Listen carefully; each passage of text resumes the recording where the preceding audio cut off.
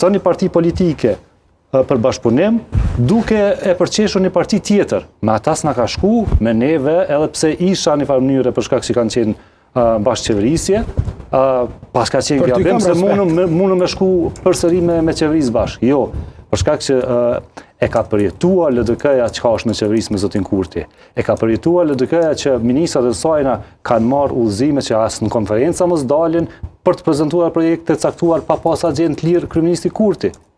Dhe në këtë frym, me kam po do me shku me bashkëqeverisë, për shkak që LDK-ja ka synim me urrit si parti politike. Momentin që bën koalicion me lëvizjen vetëvendosje, ato kputet rritja e saj, dhe pasaj mund të ketë kurrje edhe në zgjedhjet e ardhshme, mund të ketë komplet një parti tjetër. Dhe jam i bindur qysh është mësuar lëvizja vetëvendosje të qeverisë vet, dhe me filozofinë e saj qeverisë, nuk ka asnjë parti politike që i bjen taman dhe mund në qenë një mandat për 4 vjet. Përjashtim zotit Peci, Gervalla, të cilët nuk kanë pasur pozicione dhe ndërtim të lartë politik, pra me qenë ministra, profesor ose në figura të ndërtuara nga një parti politike, por kanë pas pozicione më të vogla dhe në kuptim që ju ka përshtat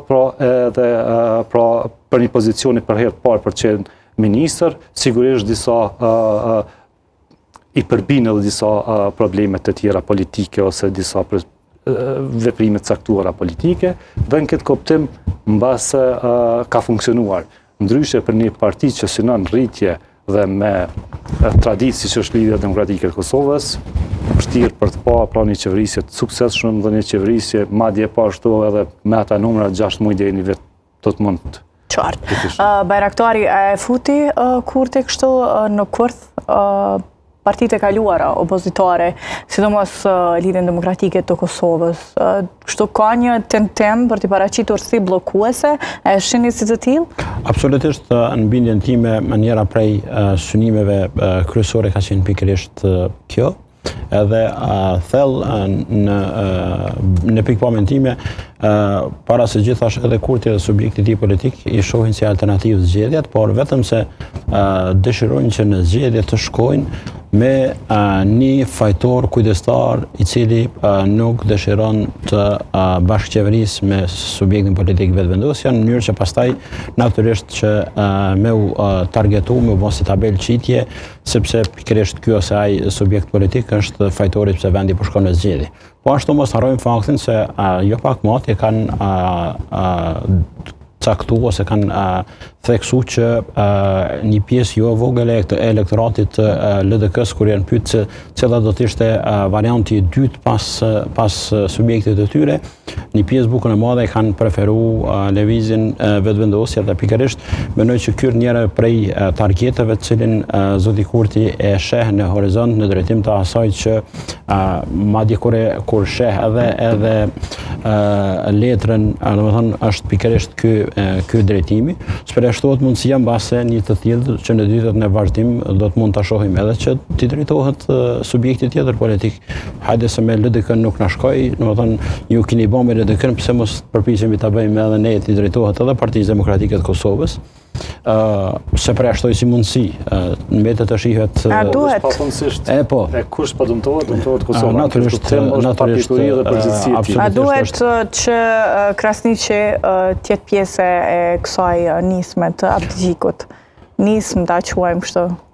Propozimin e qeverisë në tranzicion. Pej numrave nuk besoj që ta ka për shkak. Numrave natyrisht që unë kam përshtypjen që përtej asaj që tha zoti Zani sa i përket numrave, unë jam skeptik që edhe subjektet tjera ish opozitare kanë numrin e mjaftueshëm për faktin se mësa po shihet të dyja taborët në një farë forme e kanë përjashtuar deputetët e listës serbe dhe bërja e numrave, domethënë pa ta do të jetë vështirë shto faktin këtu që një pjesë e komuniteteve tashmë i kanë pikpamjet e qarta në drejtim të asaj që me njerin përkatësisht taborin tjetër. Prandaj kjo është përfaq mendsinë e kësaj klase politike, edhe besoj që duhej me qenë mesazh sepse në instancë fundit hajde po shkoj ka vendin zgjedhje, kush garanton që s'do del më keq se sa kaq.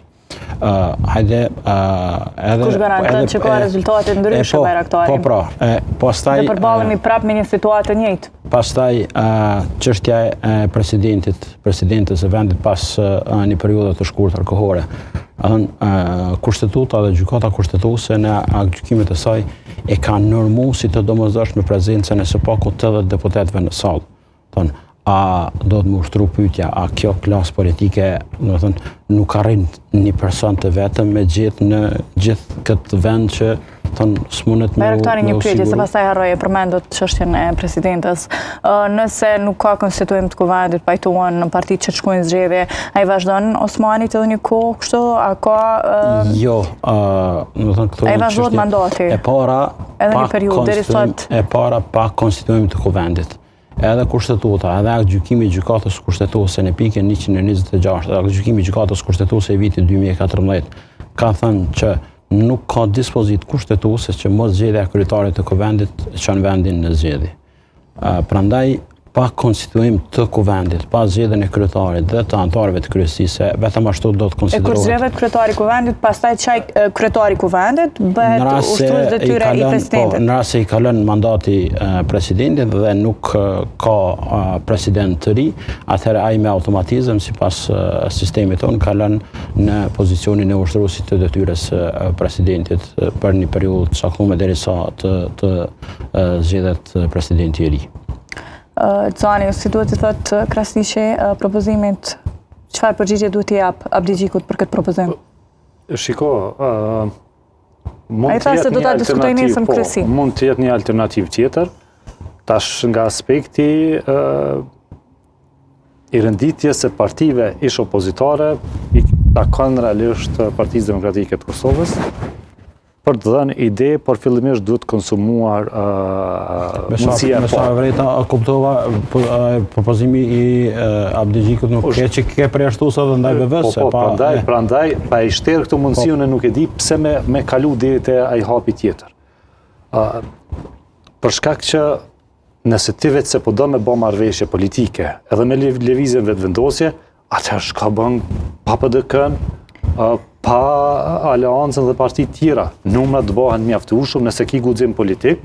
Atëherë me vendim. Por jo në po vi me ty, po vi me juve, po pi marrë dhe tjertë, nashta dëmtuan edhe tjertë pak ma shumë, pak ma pak. Abdi Gjiku ndër të tjera thotë e kam vlerësuar të pamundur bashkëpunimin me zotin Kurti, por sot vendi është në krizë të thellë institucionale dhe zgjidhen nga kjo blokadë duke ja konsideruar të domosdoshme, duke vazhduar me propozimin. Nuk është blokadë, do në zgjidhje.